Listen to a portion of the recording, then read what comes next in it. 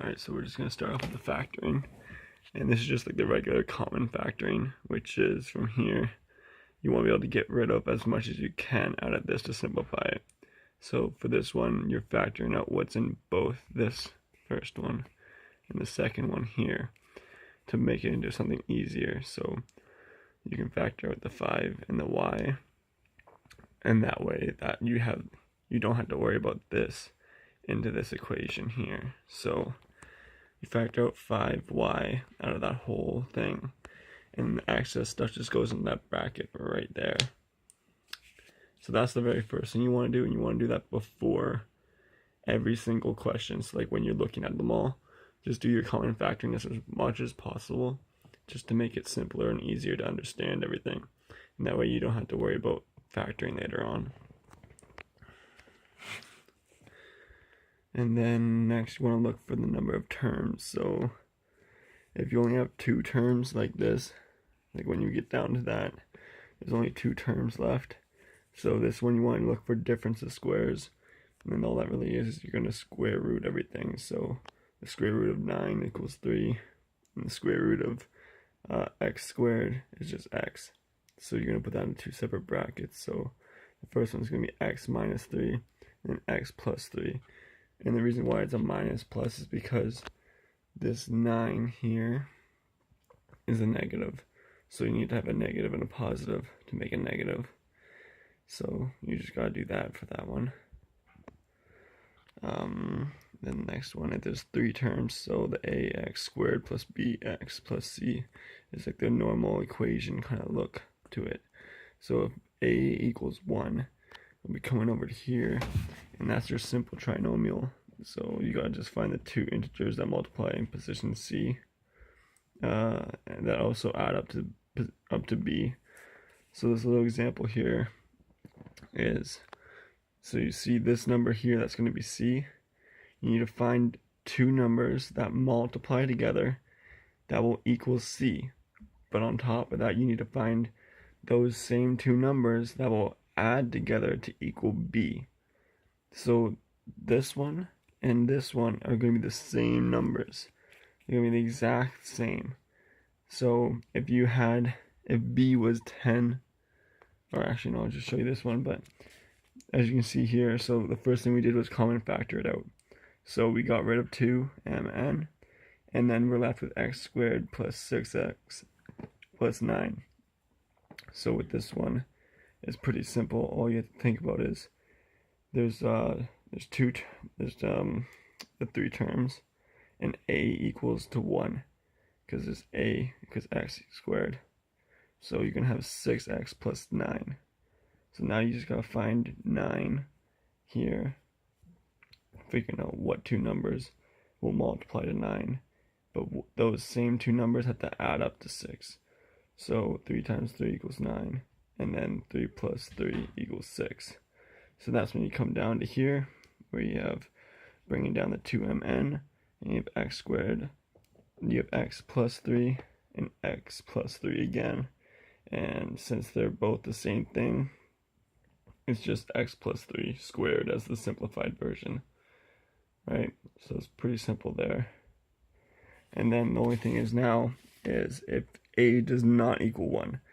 So this is the tricky trinomial, and this is all just trial and error, finding the factors of a and c, right? So as you come here, you'll see that a, which in this case is 2, you're going to need to find 2 numbers that multiply to that. So this one, I suggest you find every single possible way, like evaluation here, that you can find. And with this one, it's only 2 and 1. But remember that when you get to later on, you can also just switch it to 1 and 2. So either way, that's what it multiplies to. And the other one's going to be 5 and 1. And that's the only one I can come up to.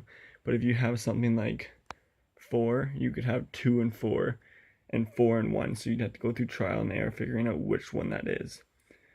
And so you write down here is 2 and 1 and 5 and 1, and then you're going to cross multiply. So 2 times 1, so 2 times 1, and then 1 times 5. So 2 plus 5 in the overall one equals 7.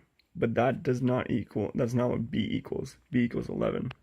So that doesn't work. So you got to rearrange your 2, 1 here and your 5, 1 here. So this is what's going to happen is you're going to have like a 2 and 1 here, but you're going to flip the 1 and 5. So it's 2 times 5 and 1 times 1. That way it's 10 plus 1 equals 11. And then once you figure out that you have the right answer, and this right here equals your b value, you're going to put these into brackets here. So you're going to now read across instead of diagonally. So 2, it'll be 2x. This first column is always x, because you see you have your x squared here. So you're going to make sure you're going to have that x throughout the whole thing. So it's going to be 2x plus 1, because you got your 2 here, plus the x there, and the 1 there, right? And the next one is going to be your 1, the x that comes down here, plus the 5, right? And then you got your 2x plus 1, and x plus 5 in the two brackets, and that's tricky trinomial. Alright, then grouping. So this is like 4 plus terms. This one, it's kind of hard to see sometimes, and you might want to factor it right away.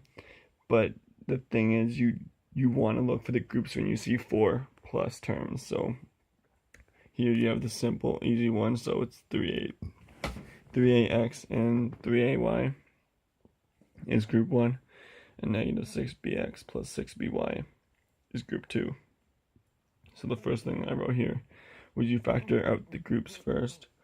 So with group 1, you have 3a bracket x minus y. That's your group 1, because you're able to, there's a constant value of 3a in both. And then you go to the next part, which is negative 6b, and then you have x minus y in the bracket, because negative 6b was in common factor for both of those ones. So once you've done that, you factor in the whole, so this whole thing you can now factor with. So x minus y and x minus y, they common factor.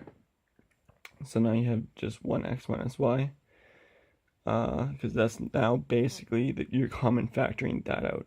It's just like what we did up here, where the x minus y is basically the 5. So we're factoring out like that, but now we're factoring out x minus y from that whole equation. So then we're left with 3a minus 6b, which is those, which are going to be in another, that is just that extra, which is going to be put in another bracket. And from there, you got to simplify it as much as possible. So looking into it again, you can factor out 3. So you're going to have 3 in the very front, right? And then you have your x minus y, because you want to put the unknown values before. And then bracket a, which is left from the 3a, minus 2b, which is left from the negative 6b. And then that's it. So, hope that helps, babe, but yeah.